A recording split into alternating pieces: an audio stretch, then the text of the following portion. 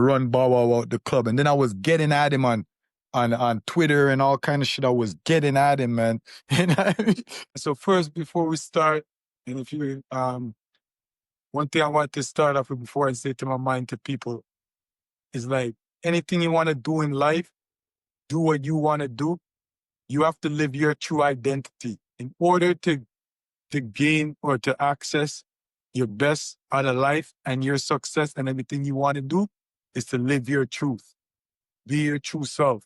Nowadays, because of all these different constructs and social media and canceling and all this kind of things they try to put in the world, people's always judging people and trying to tell people how to be and how not to be and what to do and what not to say and talking about this is cringe and this is that and Yeah. all of that's bullshit.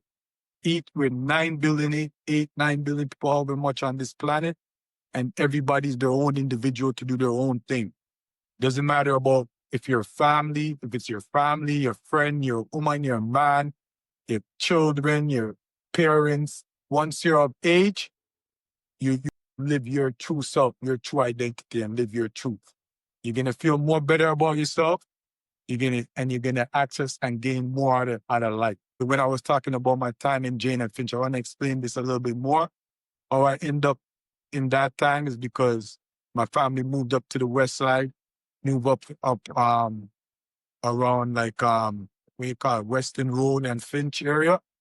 And then Yeah. after now, I started going to first Regina Patches. First, I went to Regina Patches School because I started from a Catholic school. I went to a school named St. Patrick. That was way in the east end. When we moved up over there now, I transferred to Regina Patches and I was in Regina Patches. But Yeah. Regina Patches was kind of strict. And them time that I always used to I still like baseball hats up to now. And I used to like to wear baseball hat. And I used to wear them with my uniform and go to school and class. And they used to get at me and tell me, you can't do that and this and that. And then around that time, that was when we started smoking weed. Me and my boy, Lucky, who's a big legend in Finch. And them time we started smoking weed and stuff. And we used to smoke and get high in school. And the teachers then used to know that we were high in the class and this and that. Yeah. And they warned me several times in Regina about not wearing a proper uniform, smoking weed, all this stuff. And then I was there for 1 year. And then the next year they said I can't come back. So then I ended up going to Westview. And Westview was, at that time when I was going to Westview, Westview was like known as one of the baddest schools in all of Canada. At that time, you had all kind of thing going on there. Yeah. I know. That's when I even first met Bumble Larry before he died because I got in a problem with the up top man then, you know what I Yeah. mean? And then after now, I left school for a little bit and then they thought I'm just a pushover because they don't know where I'm from, that I come from down in Vaughan Road and Oak Edmonton with. Yeah. And then I stayed away from the school a little bit and I came back one time to the school to get at them. And I had my thing and I got at them and this and that. And they got nervous and then they called Bumble Larry to come. And then Bumble Larry came to the school one day. We're in the cafeteria and I'm in the cafeteria. And then he came in there and he said, oh, you already think what the man was talking about and this and that.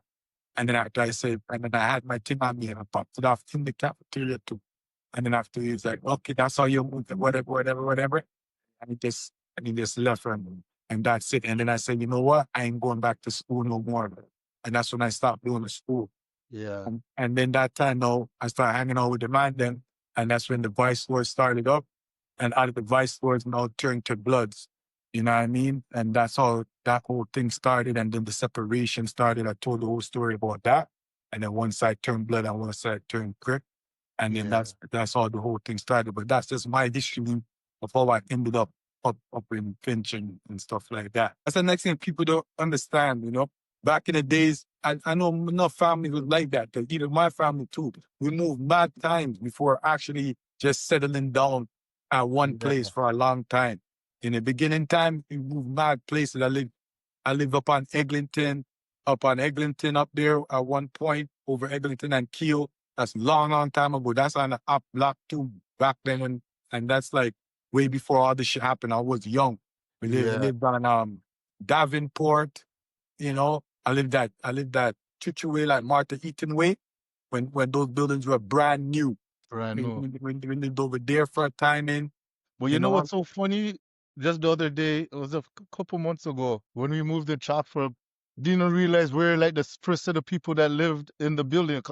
When I go check the building now, the building looks like real rundown. Yeah, those I mean, But back that in I the didn't day. know like they built a lot of stuff in the 70s when the Yeah, immigrants came in. I didn't realize that until I was like, oh, that's why. in the 70s and 80s when our parents and them just came to the country and shit, that's when a lot of those buildings were new. That's when They those were places new, were yeah. new. So I remember Martin Heaton when we moved there when it was brand new. We were the first ones living in it. It was used to be like those are like kind of like first condos and stuff back then, but they're building, but then like they Yeah, could Martin Lethal, yeah, yeah, yeah, those apartments are big still. yeah, and we lived there. I could imagine how there is now. One day I'm just gonna go there just to breathe. And one day I'm just gonna go there just to see how it is now. Yeah, And I want to say to all my hood, all them younger niggas than me, and all my niggas in the hood, all of us, yo, no matter what and whatever happened and what transpired and whatever little argument and disliking and beef and we don't have beef. I wouldn't consider it beef. Whatever problem we have internal between us, we're always supposed to be known as, and we're blood is brotherly love overcoming oppression daily. And we're always supposed to be bonded like we don't have internal beefing and problem. And yeah, I just want to tell everybody, especially in my hood, like, yo, I don't take none of you niggas and nobody, and I got mad love for everybody. I'm just a OG, whether you want me to be your OG or not your OG or whatever the case may be. I just can't do what niggas are doing and be involved in that no more. I can't go to prison at this age or even 10 years ago age or 15 years ago age or 20 years ago age. I stayed in the hood way longer than most people. I purposely stayed in the hood an extra 10 years because I said I'm not leaving the hood like to look like yeah, man pumped me off or run me out of my hood. So I'm going to stay there purposely longer. And I stayed longer than I needed to until one day I realized like, you know what I mean? This shit ain't the same no more. All my homies is gone. They yeah, dead. I didn't talk about my OGs that died, Bajan and Dracula. Dracula's not my OG, but that's my nigga. Bajan was my OG, and Bajan the one that used to always keep me out of problem when he was alive. He used to tell me like, you know what, you're talented, comma, you're smart, you're way smarter than a lot of niggas, and you're very talented, and I don't want you to be in nothing. So anytime used to be any beef or to handle no beef when Bajan was alive, he used to keep me out of it. I remember yeah, one time a nigga, I didn't want to call that nigga's name, but he was beefing with my OG and he's from my hood. He's like a Judas. And he's from my hood. He's a rat and a Judas. He sent his own brother to jail. People in the hood will know who I'm talking about. But then he had yeah, a beef with Bajan and was trying to kill Bajan. But Bajan, he doesn't like to deal with no guns and stuff. He used to be a police in Barbados. And he used to be a police down there before he yeah, came here. And then when he came here, he's the epitome of a blood. He's a real blood. Man presses his pants every day, presses his bandana, his clothes is always crisp, he's always in full red.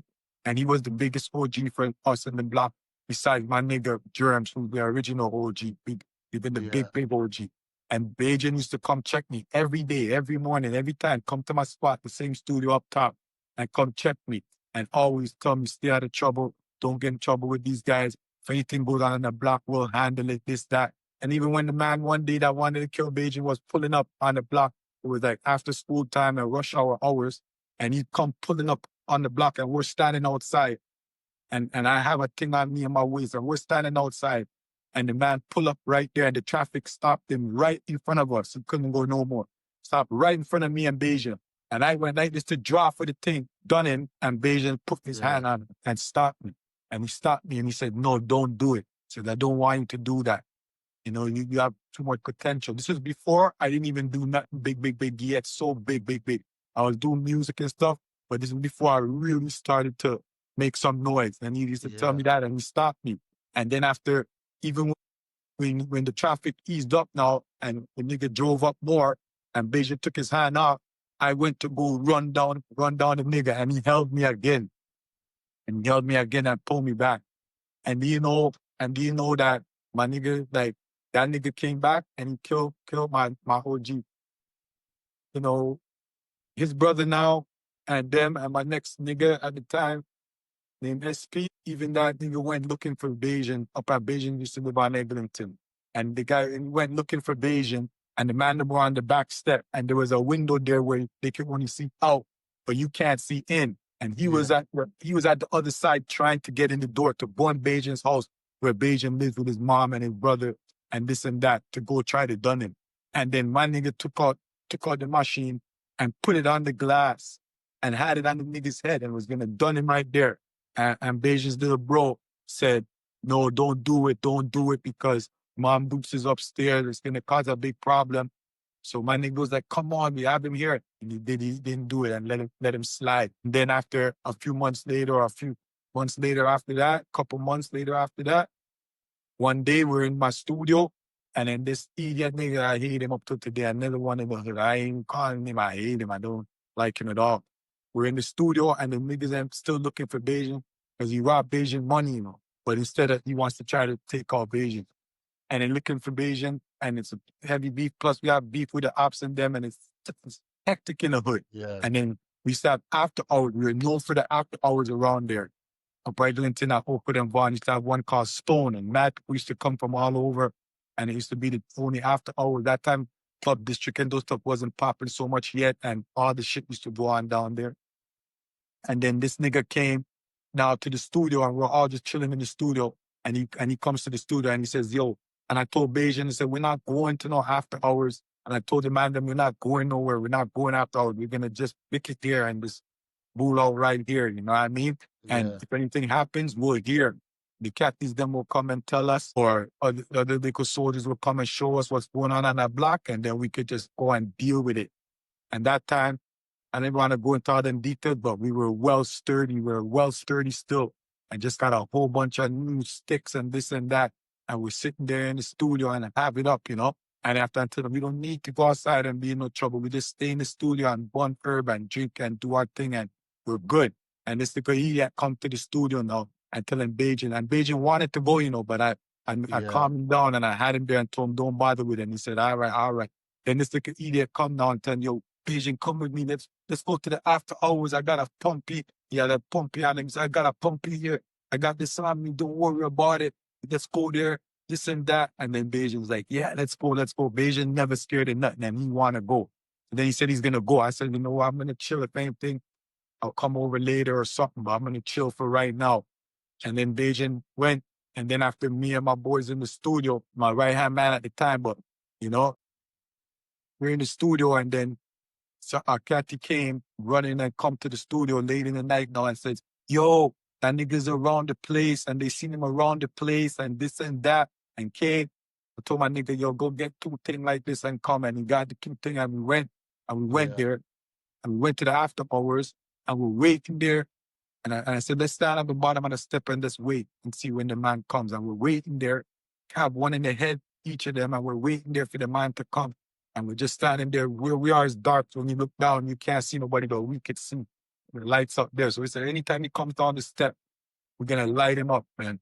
And we're there. And I got this bad feeling. I always have this special gift where I can feel things and know things before it happens. Sometimes I can even see it or dream it before it happens. And then I got this fucking funny feeling. So I told my man, yo, something's going on. I got this funny feeling. Let's go circle the block and go see what's going on outside. We went and walking outside and went and circled the place and we didn't see nothing going on. So I said, let's go back over to the studio for a minute and just chill for a minute. So we went back over to the studio. We weren't even there for 5 minutes. And then here comes the same girl again. You know what I mean? That's a girl, Kim. She used to be ride with us and be in the studio and this and that. And then she come running out of breath and then telling me they shot Bajan and they shot my nigga Josh. And Josh is in a wheelchair now. And they shot Bajan. And I said, what? And then after when she said that now, it starts snowing. It just starts snowing out of nowhere. And then now I ran to go back there, running there, my hand, running in the street like this. And then after when I get there now, it's like there's police already there and all kinds of things, and I see them. So then after I just talked to them like this, and I still went. and walked through them, and they were trying to stop me. And I said, you can't, don't stop me. And I just went bully through and went. And when I went in there, I seen Bajan on the ground, brains hanging out. And then he just took his last breath. I seen him and he looked at me and he just took his last breath. And then that was it. And first I see my nigga Josh there and I said, you all right? And Josh said, yo, I'm all right. I'm all right. Just check on Bajan and this and that. And check on Bajan, and Bajan took his last breath. And then Josh wasn't all right. Josh is crippled now up to today in a wheelchair. And I grew up with Josh and the three brothers, Eric and Shannon and them. And I grew up with them on Winona. But they were like my little bros, you know, and this and that. And after that happened now, that's when I just got cold. And that's when I got bitter. And for mad years, I was just like, you know, serious, just very serious. And I took it up on my head and I said, I ain't Yeah. letting that happen no more. But to none of my niggas. And I tried to run it and I tried to run it. The man them didn't listen to me, how I told them to move, but I don't hold it against them. And my nigga Skip is gone, rest in peace. He was a real one. He grew up from under Bajan and us. He's the only one from them young niggas that he grew. And he always kept it solid with me when he was in Grenada. Never disrespect, always kept it real with me, always called me his OG. And this and that. I love Skip, man. And now Skip is gone too. And you know, I'm not mad at the young niggas. They were just young at the time, but then they didn't listen to me, and then Bubba got killed, and you know what I mean. And this is why it's just Mm. fuck up, man. And you know, and you just still here alive, yo. And then like all your homies and a lot of your homies is just gone and dead. And the ones who's left behind, half of them don't even rep the code to the fullness. And know it's brotherly love over everything. And no matter what, you could have a discrepancy with your brother and your brothers, but you just keep it real with them. And it's always love. And no none of Yeah. this backbiting and talking behind your back and tearing each other down and all this type of bullshit. It's unity over everything, strength and love and over everything. You know what I mean? And that's the message. And why I do this, right, is because there's got to be some people to tell these stories so that some kids and some young people's gonna listen and say, yo, I don't want to be in that shit. I don't want to be in gangbanging. Don't be in that Yeah. shit. I don't want, you know, so that you don't go through this type of shit. Because when you live that life, that's all that's gonna happen. Madam is gonna die. Madam is gonna get locked up. Madam is gonna get shot. All kind of shit. It might not be you, but it's gonna hurt you the same way. It's gonna affect you like it affected my whole career. You know, Yeah. I couldn't do nothing because all the record companies, the labels in Canada, all these people at that time, even now, I don't think it's not acceptable, but it wasn't acceptable. So a lot of blackballing happened, you know? Them man's from here, them man's from Bonner to Hooper, then that area is bad, there's a problem, this and that. And it was fucked up my music thing when I could have been way bigger. But to end it off now, what I want to say is, even though I say that, is I still accomplish my goals and my dreams. And that's the things that Yeah. people don't understand. People have their idea and want to have their idea of a person and what they think is success and what they think it's supposed to be and think like, yo, you didn't do it to the fullest or you didn't do it the best. But they don't know your dreams and your goals. Remember, I'm coming from in the beginning of this shit when this shit just started. Went to a club. Went to a club. Bawa was out here and went to a club and with my Bajan girl at the time, Jasmine, and she was a fit, you know. Jasmine, Yeah. light skin thing, you know, and went to the club with her. But I went with maybe 5, 6 of my niggas, and we're there. And then I'm on stage now where the party's going on, and I'm on stage with her. And Bow Wow was on stage with his homeboy, and then he's trying to get at my girl in front of me, and he's there with one of his homeboys. So I'm telling him, pussy, so what are you trying to do? You know what I mean? And my girl's dissing him, like saying, what's wrong with this guy? He's trying to get at me. And she come tell me, she went to go get something or to the bar or something, and she come back and tell me Bow Wow's trying to get at her and this and that. And I just laugh. Yeah. And then they're in the back, they're running joke and they're trying to get at my girl and they're trying to run joke on me. And then I said, what the fuck are you guys really dealing with? You know what you're dealing with? You're in my tongue. And then his boy comes stepping up saying, what are you gonna do? What are you gonna do? And I just made the zoo woo like this and call out the man them like that. And then you just hear the Yeah. man them coming down the stairs. Coming down. And Bow Wow them look like that and his boy look like that when they heard that. and they realized, and Bow Wow said, "Them is blood niggas" or something like this. And I just seen them cut before my niggas could come down the stairs. They just cut full Yeah. speed out the fucking club, brethren. And then my niggas came down and said, what's going on? I said, Bow Wow's this, and he just cut out the club. And the man them went behind him, but he was gone, fam. Yeah. Ran Bow, yo, I'm telling you, I have beer stories, King. That's You know? mad, yo. Madness, But yo. that was a nice night. That one was fun, man. That was Yeah. fun to run Bow Wow out the club. And then I was getting at him on Twitter and all kind of shit. I was getting at him, man. Worldwide Entertainment TV is back, where culture live, legends rise, and stories matter. Catch us on Brooklyn Free Speech HD or stream worldwide. Yes, check it out, man. This is your boy Akon, and right now you got it locked to Worldwide Entertainment TV. Keep it locked.